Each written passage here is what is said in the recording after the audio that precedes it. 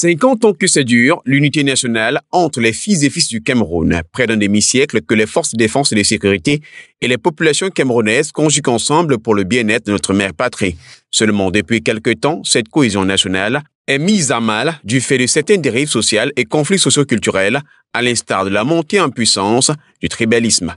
La paix, premier mot de la devise camerounaise, a connu et connaît d'ailleurs une instabilité à cause des conflits enregistrés dans le septentrion avec Boko Haram. Les mouvements de revendication sionistes dans les régions du nord-ouest et du sud-ouest, sans toutefois oublier les conflits anti-Balaka et Séléka à l'est du pays.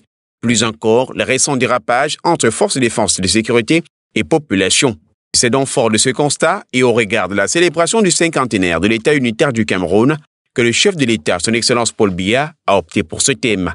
Le président de la République voudrait à travers cette réflexion faire une invite entre forces de défense et sécurité et population camerounaise pour une mutualisation des forces et de synergie afin de permettre au Cameroun d'atteindre son émergence tout en assurant sa stabilité.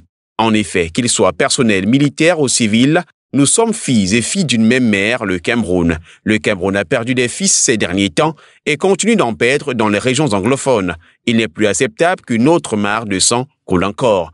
Il devient donc de ce fait urgent de conjuguer ensemble. Tout ceci va conduire à coup sûr à la matérialisation ainsi qu'à la mise en pratique réelle de l'armée-nation, un concept cher au chef de l'État.